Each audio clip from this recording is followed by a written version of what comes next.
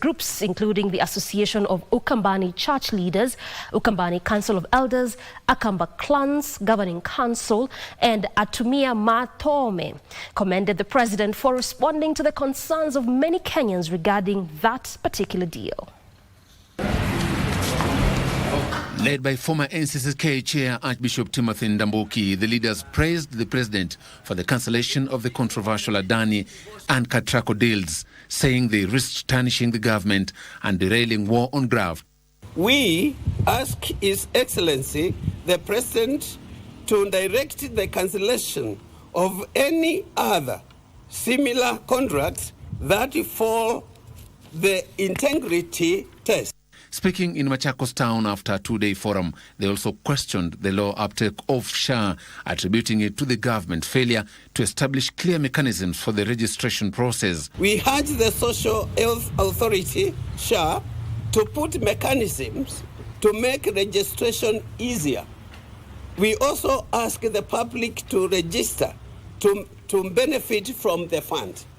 They further poked holes into the implementation of CBC, expressing worry about grade 9 transition next year, while on the housing agenda, they warned that lack of clear guidelines on beneficiary selection could deny deserving Kenyans the right to own affordable houses. Kenyans have questions on the education and the transparency in the ownership of the houses. We ask that the implementation be done equally in all counties. Joseph Wahungu for Lunchtime News.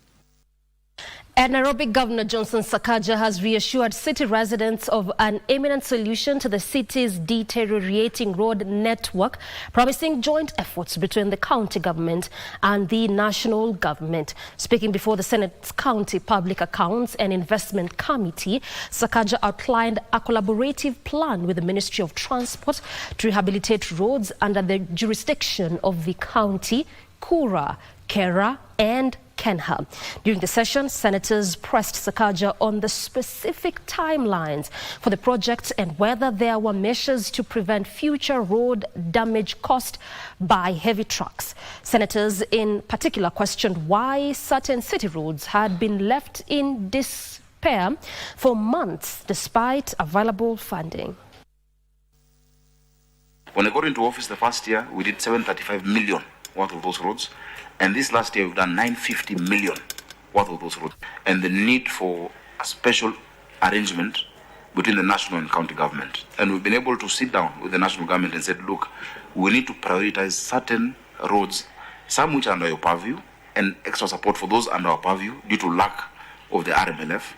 And we've agreed on an initial 4 to 5 billion shillings that begins this December and in January. Plans are underway to expand the Kenya Pipeline Company Kisumu Depot to enable it to serve the neighboring countries effectively. Energy Cabinet Secretary Opiyo Wandayi says the depot, which was initially meant to facilitate loading of oil products for the local market, has seen increased activities due to the operationalization of the Kisumu Oil Jetty, from where 2 ships are currently drawing the oil products to Jinja, Uganda. The expansion will allow for simultaneous loading of trucks and the ships. The construction of the 3-kilometer access road to the depot is also in the pipeline.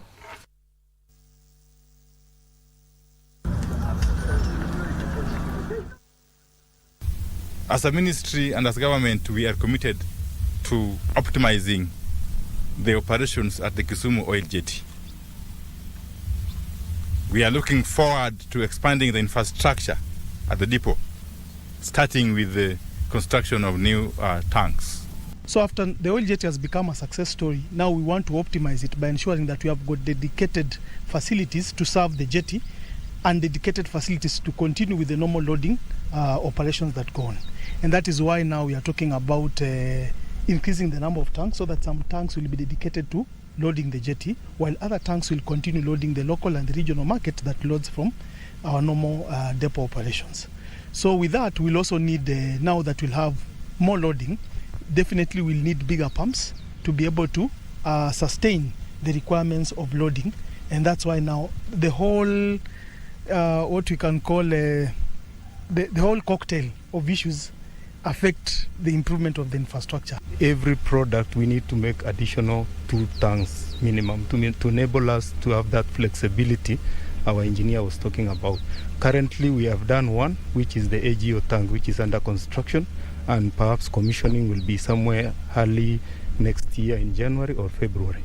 Additional tanks are in the pipeline, beginning with another PMS, and later on we'll do jet tank. So once we've done that, we will now do dedicated lines by providing transfer pumps, which are also perhaps will be done in 2025, 2026 financial year or thereafter. Moving on, Kenya and Italy have signed a joint collaboration aimed at fostering research in quality food to bolster health and encourage healthier lifestyles among Kenyans. KNDI CEO Dr. David Okeyo said so far they have had 3-year impactful joint symposium alongside the annual Italian Week of Cuisine marked every November of the year. Embassy in Nairobi and the Kenya Nutritionist and Dietitians Institute, through Agenga Training and Research Institute and the Italian Institute of Culture, have signed a collaboration to foster a research agenda meant to sensitize Kenyans on suitable dietary and nutrition habits. KNDI has a key mandate to research and provide public education on nutrition and dietetics under Section 6, Paragraph E of the Nutritionist and Dietitians Act, number 18 of 2007, that is Cap 253B, and also to design programs and methods for sensitizing people to suitable dietary and nutrition. The theme for this year's event was the, and I quote, Mediterranean diet and cuisine of the roots, health and traditions, end quote. Lorenza Gamba Corta, Deputy Head of Mission, Embassy of Italy, enumerated the benefits of the Mediterranean dish. The Mediterranean diet is often hailed as one of the healthiest in the world. As I said, I'm not a scientific or a professional in food, but I can relate to many medical studies confirming the huge impact of the Mediterranean diet on health. The Regional Development Committee in the National Assembly has called for speedy disbursement of 200 million shillings meant for the expansion of the Ewasa-Ngero South Development Authority leather factory. According to Peter Lochakapong, the chairman of the committee and member of parliament for Sigor constituency, funding for the project has already been approved by parliament, noting that the factory's growth will not only provide increased employment opportunities for local youth, but will also contribute significantly to the economic development of the region and the nation.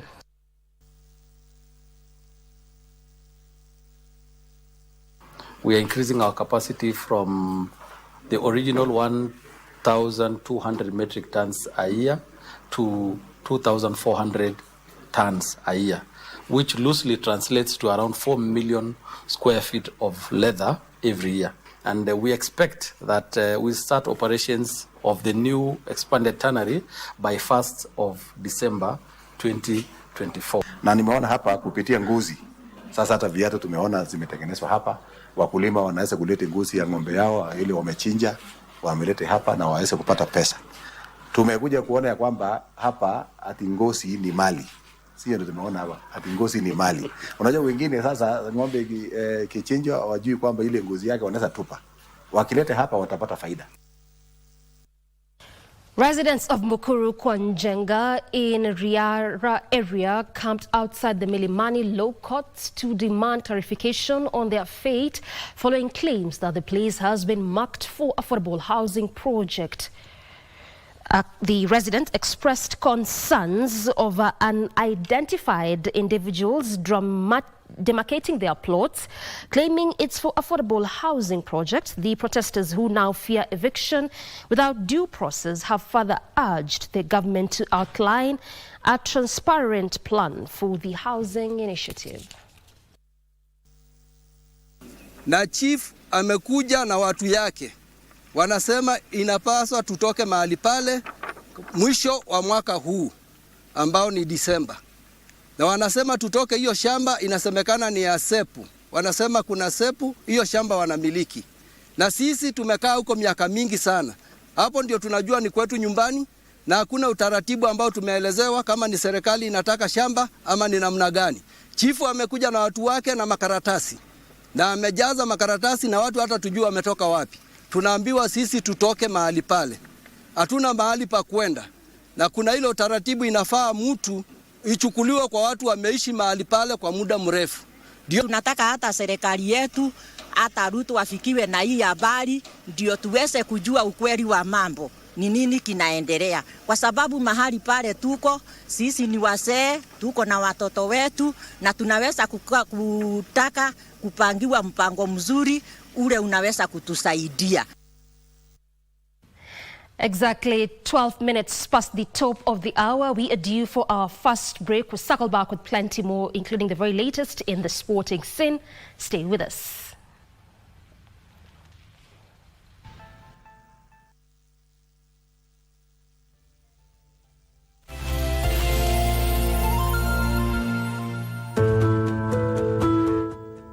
Are you thinking about your future? Saving through a registered retirement benefits plan offers amazing benefits that make a difference when it matters most. A registered retirement benefits plan allows you to save up to 20,000 shillings every month tax-free. An investment income from a pension scheme is tax-exempt, meaning your money grows even faster, especially when you add the compound interest. Your retirement benefits provide a basic, reasonable income after your working life, preventing old age poverty and offering contingency funds in cases of ill health, death, or other disruptions. It acts as a safety net upon loss of employment, like during the COVID-19 pandemic, and offers financial protection to your dependents. Plus, it can cover post-retirement medical costs, one of the biggest expenses for retirees. Secure your future and enjoy your retirement to the fullest with a registered pension plan. Plan today for a brighter tomorrow. For more information, visit our website www.rba.go.ke, call our toll-free line 0800-720-300 or email info@rba.go.ke. Secure your future. Secure your peace of mind. RBA, safeguarding your retirement benefits. Are you looking for a brand-growing outdoor advertising with beautiful simplicity and an artistically inspired choice? Look no further. Our 40 years of credible reputation and experience will give you exceptional brand traction. Miseli, unajua Waswahili husema mtafutaji achoki na akichoka amesapata. Ai, ati mkubwa kidogo. She is plus size. There have said it. Nifanye unataka. Agi. The people you should have asked that question are those who love bands. Me, love bands. We are located at Corner Plaza, 4th floor on Parklands Road. TikTok. Get your brand on the talk with City Clock. Yo siku ya ndovu kumla mwanawe. Sote tuagane, sote tukaribishane. Shukran. Yamkini ni sisi. Nairobi. Ati dansa kudonja ni dansa majuu, dansa ikishika unazungusha mguu. Wazazi wamechangia pakubwa katika kumomonyoka kwa maadili ya watoto wao. Wazazi wanakosa kuwa mfano mwema kwa watoto wao. Hii inatokea pale ambapo wanakuwa na migogoro na kugombana mbele ya watoto wao. Wazazi wengine pia ni wema na wana maadili mema, na hivyo unapata watoto pia wanafuata maadili mazuri ya wazazi wao. Kanda la muua la jana, chungu kaona kivuno. Nomino chungu ipo katika ngeli gani? Iko katika ngeli ya awa. Jadili kauli hii ukirejelea tamthilia. Tunapata kuona kuwa Yona anajutia alichokuwa kikifanya kwa kuwa alikuwa analewa sana na kusahau familia yake.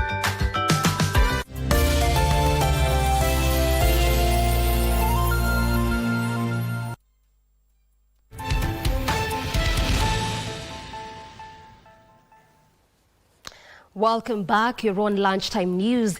And now the turnaround time for sampled import consignment has dropped to 7 days in 2024 compared to 20 days in 2018. Clearance of consignments accompanied by certificates of conformity from country of origin has similarly reduced from 2 hours in 2018 to 1 hour in 2024, while consignments with export verification of conformity exemptions, and locally inspected consignments are also cleared within 1 hour. Speaking during an inspection at the internal container depot in Nairobi, the Kenya Bureau of Standards Managing Director Esther Ngari says ensuring that the efficient and transparent facilitation of trade through rigorous quality standards has enabled faster cargo clearance and improved service delivery to consumers. As we speak, we are collecting 1.3 billion Kenya shillings every quarter for these government agencies. And before the onset of the port charter, we were doing less than 100 million. So come from very far. Of course, we've instances of system downtimes, and it's something that we're working jointly with other government agencies to ensure that this is addressed. In 2018, we used to take 20 days, and up to this year, we are taking 7 days. Then there are those consignments that comes with the certificate of conformity.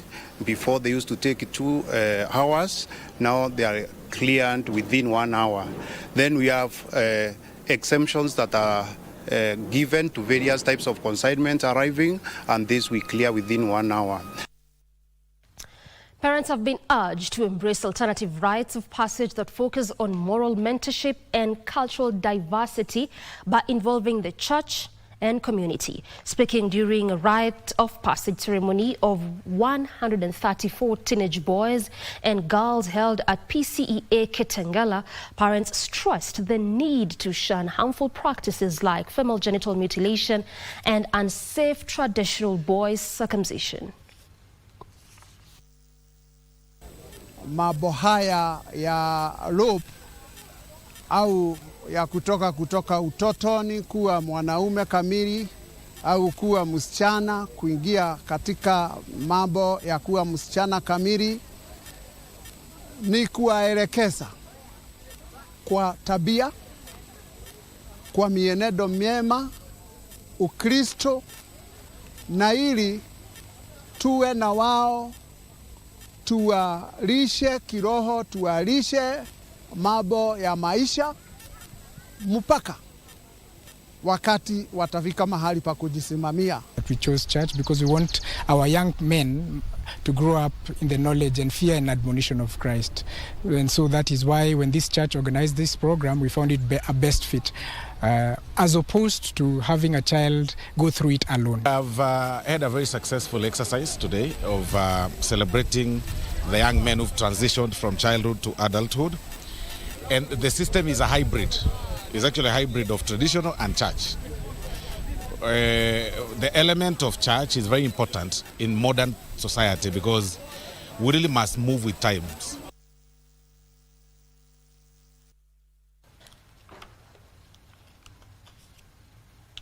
In Garissa County, the residents there have been urged to be vigilant and ensure their children's safety during the December holiday amid concerns of an increase in cases of human trafficking. Speaking at a public baraza in Bula, Missouri, the chief Abdiraham Yusuf urged parents to closely monitor their children's online activities, warning residents the traffickers were luring boys with fake job offers abroad.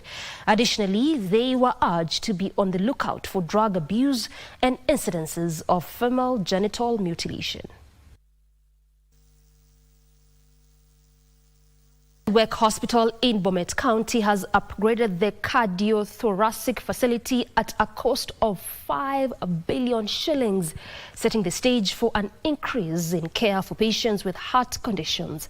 The facility's director, Dr. Russell White, said they have been performing open heart surgeries, and with the expansion of the facility, they will now double the numbers of operations. The revamped facility has 7 operating theaters with bed capacity of 170 and 39 ICU beds. Wow.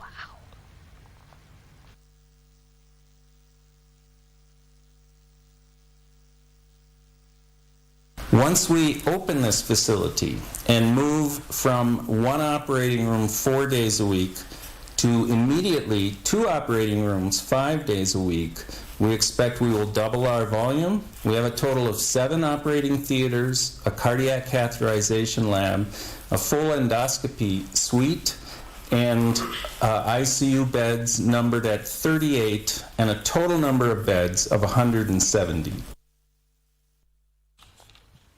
Some good advancement there in the health sector. And now to some politics matters. The leadership of the ODM party in Migori County has urged local leaders to stop engaging in unnecessary politics and focus on reconciling the county's elected officials.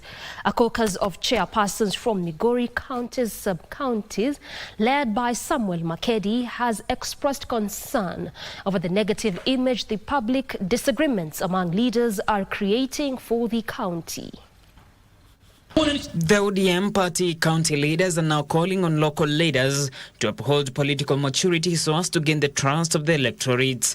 A caucus of chairpersons from Migori County's sub-counties, led by Samuel Makedi, noted the wrangles witnessed recently appears to be tied to the upcoming 2027 elections, which have fueled divisions. Tunataka wajumbe wetu na gavana wetu, tunataka tukae katika chama cha ODM. Watu wote tulichagua katika chama cha ODM. Kama senator ameona kitu mbaya ambaye kinalenga gavana, wanaenda wanakaa na yeye, wanaongea badala ya kwenda kwa wananchi, kwenda kufanya marumbano huko. And in Mombasa, county allegations of malpractice have rocked the Orange Democratic Movement Party ahead of grassroots elections in the Coast region. A human rights activist, Betty Sharon, who had declared her interest to vie for the position of party Mombasa County Branch Secretary, alleges that ODM primaries scheduled for next week countywide have been rigged. Tayari tumeona kama election tayari inakuwa rigged kwa sababu leaders wale tumewapigia kura na wako hapo tayari ndio wanaleta supporters wao, nao pia ni active participants. Sasa hakuna vile tunaweza kusimama na candidates ambao wameleta supporters wao au wafanyikazi wao wa nyumbani. Hii kitu imefanyika kwa so long. AAR Healthcare, in conjunction with Kenya Forest Service, embarked in a tree planting campaign where they planted at least 10,000 trees at Meru Forest, Nare area. The health service providers said the initiative is part of its 40th anniversary celebrations as they heed the call of the government for 30% forest cover target. The group urged Kenyans to take advantage of the rainy season to achieve the same.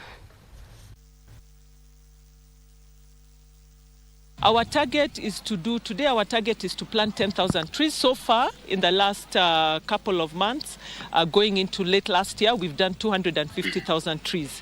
Quite ambitious, but we will plant trees countrywide. But this time around, we are planting in Meru. We have planted trees in Ngong Forest, amongst the other places within the country. Nikuambia wa Meru, watu hasa wa Meru na Wakenya wenzangu, tuendelee kupanda miti kwa sababu miti iko na faida kubwa sana kwa nchi yetu. Asa miti ndio inaleta chakula, miti inaleta ndawa, miti ni kitu very beautiful.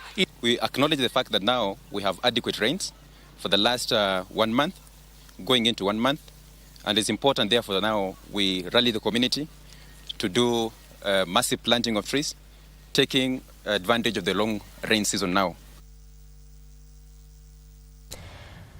Deputy Government spokesperson Mwanaisha Chidzuga has called on border riders in Busia County to register in large numbers with the Social Health Authority. Chidzuga said that through the new Social Health Insurance Scheme, border riders will be able to have access to quality health care when they need it. She spoke in Busia town during an engagement with border union leaders.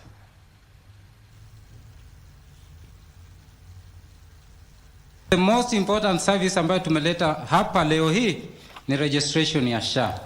Kwa hivyo sisi tunawaomba ujiandikishe. Watu wengine bado wako na matumaini wakisema kwamba pengine tutarudi kule tulikotoka. Lakini ukweli ulioko ni kwamba haturudi nyuma pahali tumefika. Saizi ni kuendelea mbele, tujiandikishe kwa hiyo SHA. Ukijisajili kwa mpango wa SHA na ujibu maswali yako mpaka chini kwa ukweli, utaweza kusimamiwa matibabu yale katika hospitali zote za kiserikali, katika hospitali zote za kibinafsi na zile za kidini. Na hospitali za county ambazo nyingi ni level 3 na level 2, matibabu ni bure 100%. Moving on, Mbeere North Technical and Vocational Education and Training Centre stakeholders have expressed concerns over challenges they face as they seek to make the institution entrepreneurship and innovation hub. The stakeholders argued that the technical skills and competences learned by students in TVETs will be beneficial to the community. Mbeere North MP Geoffrey Ruku said that transitioning the institution into an entrepreneurship and innovation hub will spur up innovations and offer solutions to emerging challenges within communities. See whether we can establish collaboration and partnership to making a better society. By helping these students, we are moving one step ahead in building a better society. We have 2,634 students. We have 36 trainers, whereby the 25 are employed by the government, then 11 are employed by the Board of Governors. So I was trying to look at the ratio of students to trainers, it's about 1 to 72. Now, the Deputy Inspector General of Police, Eliud Lagat, has issued a stern warning to drug barons operating along Busia border. Speaking during the official launch of Namunduru Bukiri Police Post and Ganga Police Station in Funyula constituency, Lagat said the police newly opened stations will be key in strengthening security operations in the region and especially in ensuring the drug menace along the border is decisively dealt with.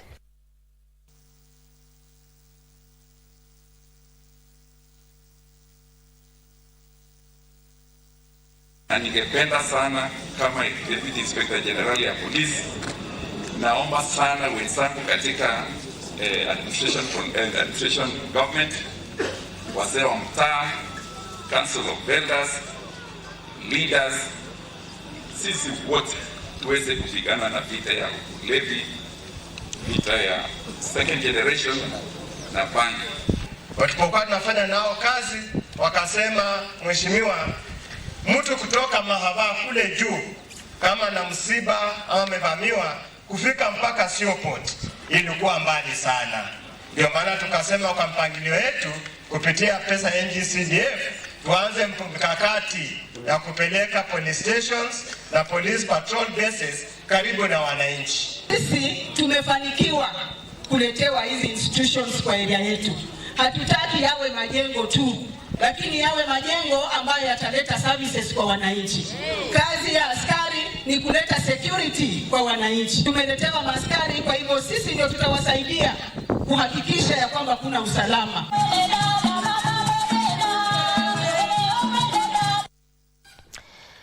Double Olympic champion Beatrice Chebet is targeting to win her first gold medal in next year's World Athletics Championships in Tokyo, Japan. Chebet, who won a silver and bronze in the last two editions of the World Athletics Championship, was speaking in Eldoret when she graced the launch of the second edition of the Great Chepsaita cross-country run. Close to 2,000 athletes have already registered for the second edition, set for the 7th of next month. Athletes will compete in the 10-kilometer senior and junior races, the Masters and Fun. Kuleta gold kwa 10,000 being the first woman, minafurahia because that's a record. Ita last history, itakuwa for long. Like watakuja kusema Beatrice alikuwa the first woman kurun 10,000 kuleta gold to Kenya. So targets zangu sahi sijapata gold ya World Championship, so target yangu probably coming 2025 napata that goal. The venue, if you were here last year, you can see the difference now, and going forward I think it is going to be bigger, and the venues will be changed. The route has been marked well, protected so that they don't create any injuries for the athletes. So it is really a very nice course, and we invite as many athletes as possible. And as I said before,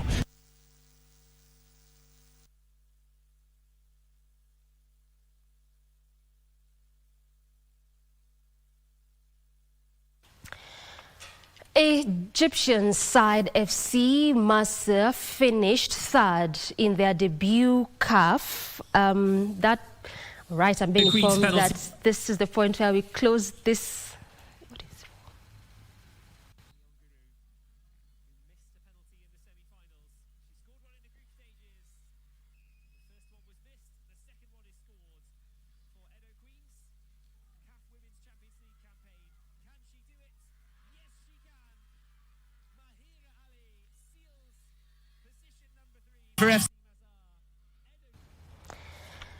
Right, that story now puts a cap on what I had lined up for you this Saturday afternoon, I should say. Time for me to exit, sit ground for the next program. I can see Amfa PD is already in studio.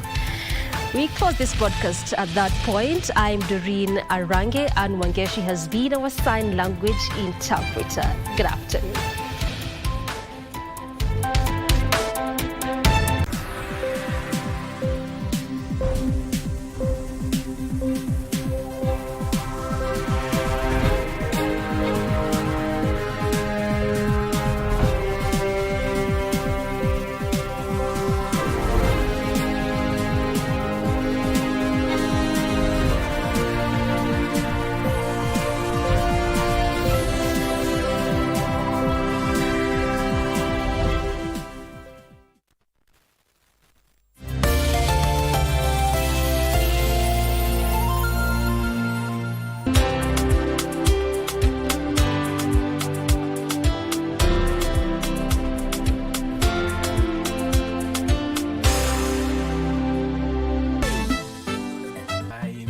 Unajua Waswahili husema mtafutaji achoki na akichoka amesapata. Ai, ati mkubwa kidogo. She is plus size. There have said it. Nifanye nini unataka? Agi. The people you should have asked that question are those who love bands. Me? Love bands? Napatuka ni. Look, I told you this urano must be sparkling clean. Even the king of Zamuda can come and use them. Wewe ukiziangalia hivi venye zinakaa, king anaweza kuja kuzitumia. Hata MC anaweza tumia hizi vitu. Kinyanjui. Ama si hivyo, atoe watu wale waliumiza watoto wetu. Wacha ingie ndani aende alipie makosa yake. Jemedari will do the job for me. I will take the credit. Are you sure Jemedari will handle this? Nitajuaje utatumia hii maneno kunisaliti? Hizi vyombo mimi ndio nimenunua. Wala Biblia haifurahii mambo na uchawi. Ale. Una sweat. Unapiga nduru. Sio tu ni ndoto ya kawaida. Kuna utemea na andale. Babe, please. Wewe pia uamke uache kunipa stress. Kama uongee mimi ndakuacha hapo udina hii mess peke yako. I can't believe I called you. And I cannot believe you called me either.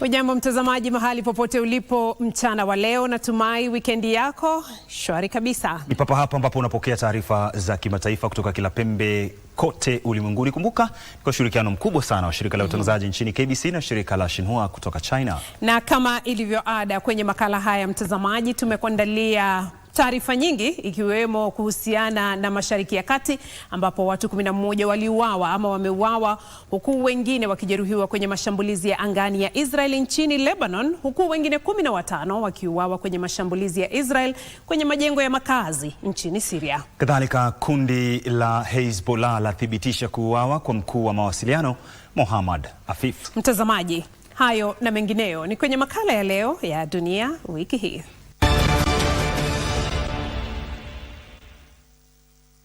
Karibu kwenye makala ya leo mtazamaji. Mimi naitwa Beatrice Gatonyengetich. Karibu sana. Mimi ni Isaac Lemoka. Watu 11 waliuawa huku wengine 11 wakijeruhiwa kufuatia mashambulizi ya angani yaliyotekelezwa na Israel kusini mashariki mwa Lebanon, kwa mujibu wa shirika rasmi la habari la kitaifa. Kulingana na shirika la NNA, watu 6 wa familia moja waliuawa huku wengine 11 wakijeruhiwa kufuatia shambulizi la Israel kwenye nyumba moja katika kijiji cha Herben katika jimbo la Baalbek Hamel, mashariki mwa Lebanon. Kadhalika, wafanyikazi 5 wa manispaa ya Nabitian waliuawa kwenye shambulizi dhidi ya ghala la manispaa hiyo, kwa mujibu wa ripoti hiyo. Duru za kijeshi ambazo hazikutaka kutambulishwa zilisema kuwa ndege za kivita za Israel na droni zilitekeleza takriban mashambulizi 90 kwenye vijiji na miji kusini na mashariki mwa Lebanon. Kwenye taarifa tofauti, kundi la Hezbollah lilitangaza kwamba liliharibu kifaru kimoja cha Israel kwa kombora katika kijiji cha Chamaa kusini mwa Lebanon na kushambulia mikusanyiko ya majeshi na magari ya Israel kwenye eneo la mpakani kusini mwa Lebanon na kaskazini mwa Israel.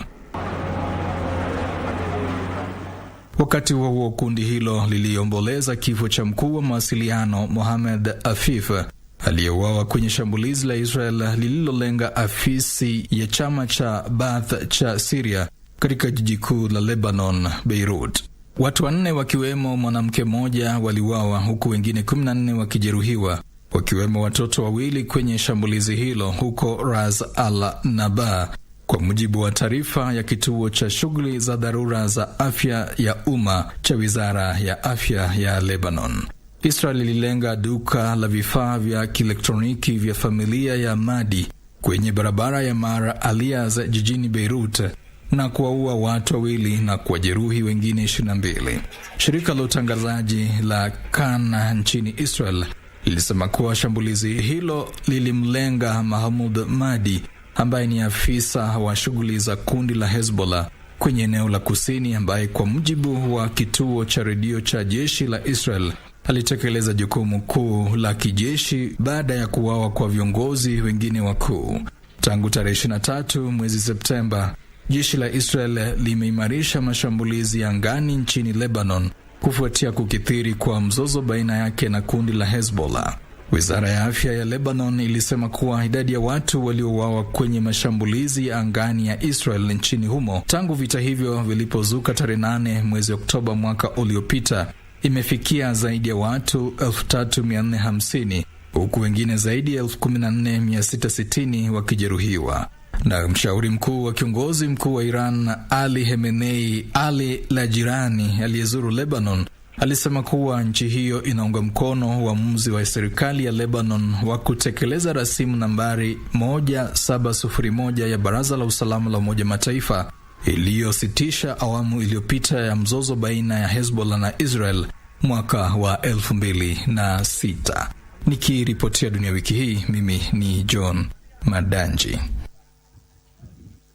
Pamoja na taarifa hiyo, vikosi vya Israel vilitekeleza mashambulizi ya angani kwenye majumba ya makazi katika jiji kuu la Syria, Damascus, na viungani mwake na kuwaua takriban watu 15 na kuwajeruhi wengine 16 kwa mujibu wa Wizara ya Ulinzi ya Syria na kituo cha runinga cha kiserikali. Jione. Wizara hiyo ilisema kuwa jeshi la Israel lilitekeleza shambulizi la angani kutoka eneo linalokaliwa na milima ya Golan likilenga majengo kadha ya makazi katika eneo la Maza magharibi mwa Damascus na kitongoji cha Kudisia kaskazini magharibi mwa jiji hilo kuu. Watu 15 waliuawa huku wengine 16 wakijeruhiwa, wakiwemo wanawake na watoto, huku mali ya kibinafsi na majengo ya raia yakiharibiwa kwa mujibu wa wizara hiyo. Wakati huo kituo cha runinga cha kiserikali kiliripoti kuwa Israel ilitekeleza mashambulizi ya angani kwenye majengo 3 huko Maza na jingine kwenye jengo moja la kielimu katika eneo la makazi la Kudisia. Kufuatia mashambulizi hayo, milipuko mikubwa ilisikika kote jijini humo, huku moshi mzito ukifuka kutoka kwenye maeneo yalolengwa. Magari ya ambulansi na huduma za dharura zilifika kwenye eneo hilo kuwashughulikia waathiriwa. Shirika kuhusu haki za kibinadamu la Syrian Observatory Missouri pia lilithibitisha kwamba majengo ya makazi huko Maza na Kudisia yalishambuliwa. Kwenye taarifa, jeshi la Israel lilisema kuwa ndege za kivita zilishambulia vituo vikuu na maeneo ya muundo msingi ya kundi la wanamgambo wa Kiislamu. Israel ilisisitiza kuwa kundi hilo lilishiriki kwenye shambulizi lililoongozwa na kundi la Hamas nchini Israel tarehe 7 mwezi Oktoba mwaka uliopita, ambapo yamkini watu 1200 waliuawa huku wengine 250 wakishikwa mateka. Jeshi hilo pia lilisema kuwa litaendeleza mashambulizi dhidi ya kundi hilo la wanamgambo. Wakati huo waziri wa ulinzi wa Iran Aziz Nasirzadeh alifanya ziara nchini Syria kuimarisha uhusiano katika ulinzi na usalama baina ya nchi hizo mbili, kwa mjibu wa gazeti la mtandaoni la Al-Watan la Syria. Nasirzadeh alipongeza ujuzi wa Syria katika kukabiliana na ugaidi na jukumu lake katika maasi dhidi ya Israel